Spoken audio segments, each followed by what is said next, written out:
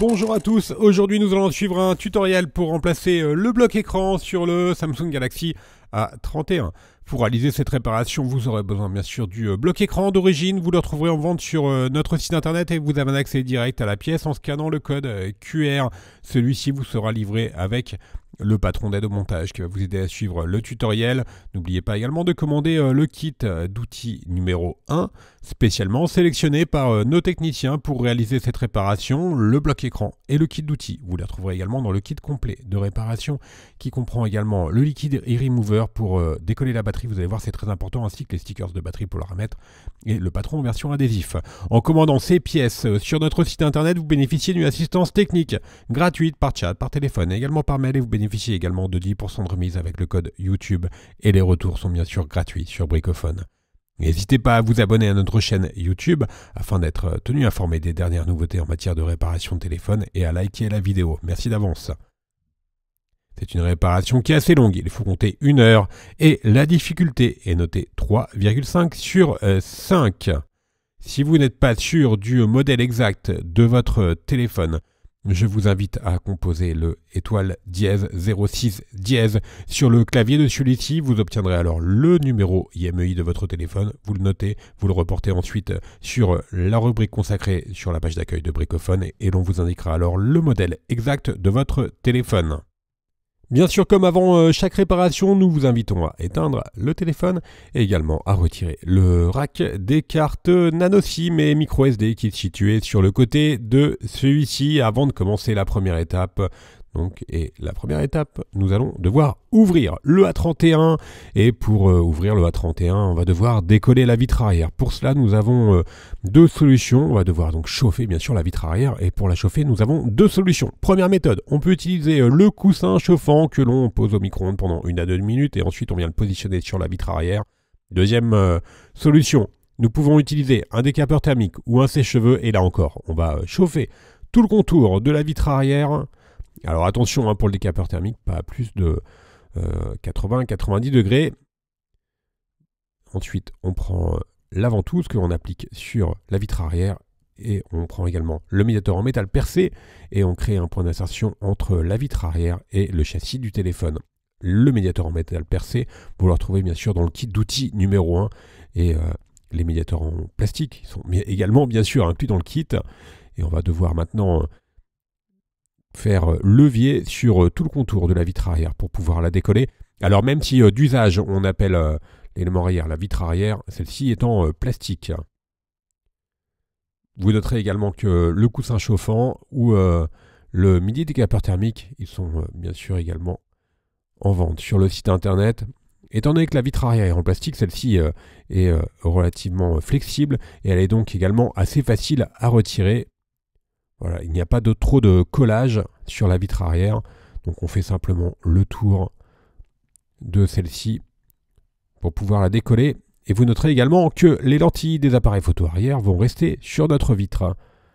On a donc pu la retirer et on a un accès maintenant direct à l'intérieur du téléphone. On va pouvoir passer à la deuxième étape où l'on va devoir déconnecter la batterie. Et le connecteur de la batterie, il est situé sous le châssis intermédiaire. Ce châssis intermédiaire, il est maintenu par 15 vis cruciformes. Alors les vis, elles font toute la même taille comme d'habitude sur les Galaxy. Donc vous pouvez les intervertir sans aucun problème. Et le châssis intermédiaire, donc il fait également tout le côté du téléphone, donc tout le contour.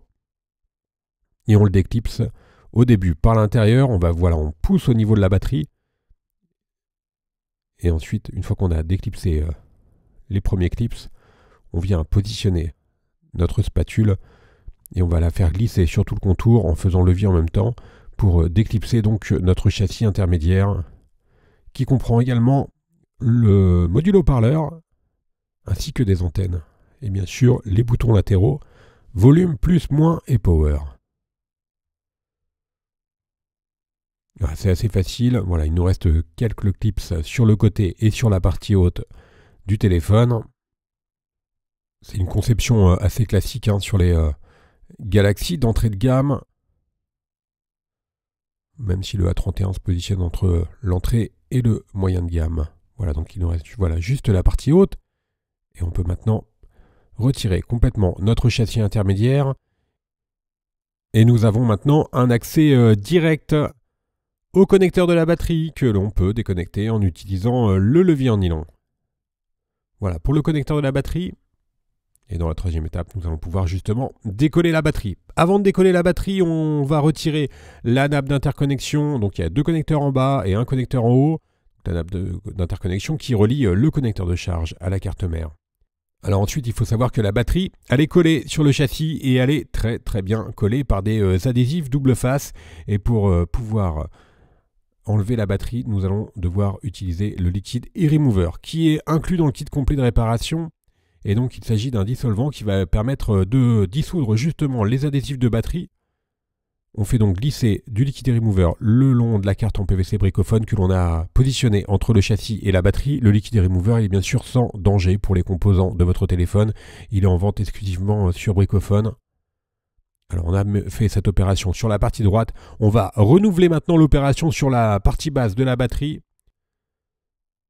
Alors vraiment, je vous conseille d'utiliser le liquide remover pour réaliser cette opération. Sinon, vous allez devoir faire levier pour enlever la batterie et vous avez de très très très fortes chances de l'abîmer et donc de ne pas pouvoir la repositionner ensuite sur le nouveau châssis. On applique maintenant la ventouse côté écran pour mettre le téléphone sur un plan incliné et donc pour que le liquide puisse correctement s'infiltrer sous la batterie. On laisse agir le liquide pendant environ 30 ou 40 minutes et ensuite on va simplement faire levier délicatement avec le levier en métal et on cède également de la ventouse pour retirer complètement notre batterie.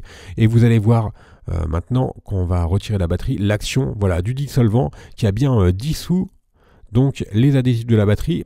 Et on a pu la retirer sans difficulté particulière et surtout on pourra la réutiliser par la suite. Dans la quatrième étape, maintenant on va s'intéresser à la partie basse du téléphone et l'on va pouvoir retirer le lecteur d'empreintes digitales. Donc on le déconnecte dans un premier temps, on va faire la même opération pour le câble coaxial qui est juste à droite. Et ensuite on vient dévisser la vis cruciforme qui maintient le connecteur de charge au châssis. Je vous rappelle que le connecteur de charge il comprend également la prise jack. Voilà, donc il se retire très facilement. On va faire maintenant la même opération pour le lecteur d'empreintes digitales. Là, on peut éventuellement le chauffer pour le retirer plus facilement. Et on utilise la pincette pour retirer donc notre lecteur d'empreintes. Voilà pour la partie basse. On peut maintenant s'intéresser à la partie haute du téléphone où on va retrouver bien sûr la carte mère. Donc on va pouvoir déposer la carte mère. On commence par retirer notre câble coaxial qui relie donc la carte mère au connecteur de charge et qui lui est utilisé pour le réseau.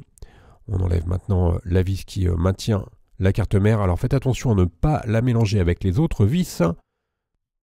Et on peut maintenant extraire la carte mère qui vient directement avec les caméras qui sont toujours connectées sur celle-ci. La partie démontage est maintenant terminée, on va passer bien sûr au remontage. Donc nous allons prendre notre nouveau bloc écran, on enlève évidemment les adhésifs qui sont éventuellement positionnés sur celui-ci. On vient repositionner la carte mère sur le bloc écran. Alors faites attention, c'était bien la vis noire que l'on a remis pour repositionner la carte mère. On reconnecte notre câble coaxial, on fait passer le câble coaxial dans les guides qui sont sur le côté du châssis. On repositionne maintenant notre lecteur d'empreintes digitales. On remet notre connecteur de charge. On va utiliser la vis cruciforme pour maintenir le connecteur de charge. Et ensuite, on reconnecte le câble coaxial. Alors faites attention à bien ensuite repositionner le câble coaxial dans les guides, sinon vous allez avoir quelques difficultés à repositionner votre vitre arrière. On reconnecte le lecteur d'empreintes digitales. Et maintenant, on va pouvoir s'intéresser à la batterie. Avec la batterie, si vous avez opté pour le kit complet de réparation, vous recevrez 2 stickers universels. Voilà, étant donné qu'ils sont universels, on les a retaillés à la bonne taille. Ensuite, on enlève la partie adhésif bleu. On fait légèrement dépasser la languette, la partie noire de la languette. On fait la même opération pour la deuxième languette, on fait bien dépasser la partie noire. Ensuite, on va pouvoir replier la partie noire sur l'avant de la batterie.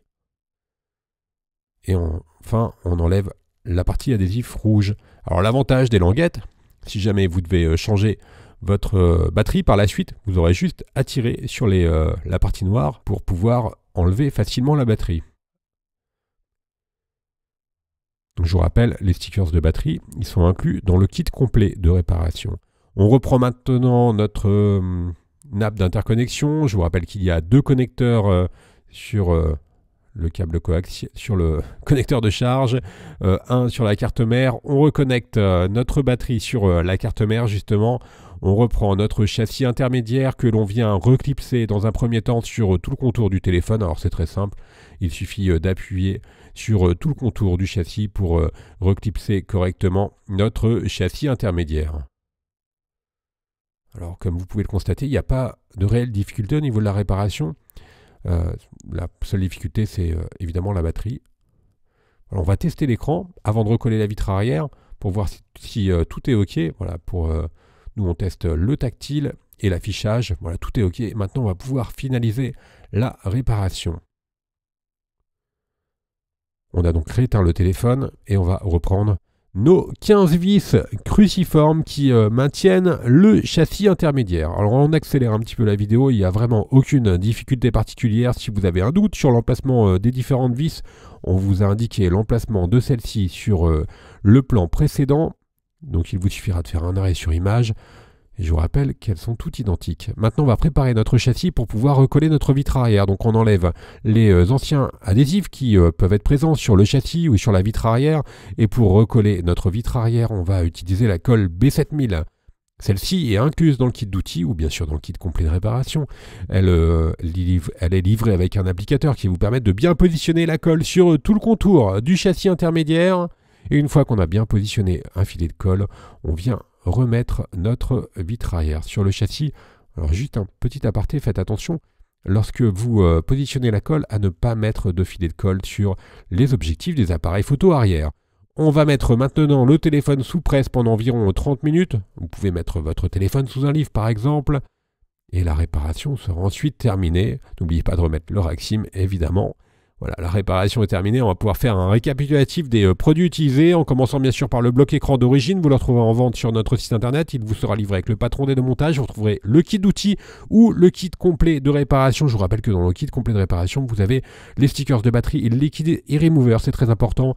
N'oubliez pas que l'on reste joignable par mail, par chat et également par téléphone et que vous bénéficiez de 10% de remise avec le code YouTube. N'hésitez pas à vous abonner à notre chaîne pour être tenu informé des dernières nouveautés en matière de réparation de téléphone. Merci à tous d'avoir suivi ce tutoriel et à bientôt pour de nouvelles vidéos.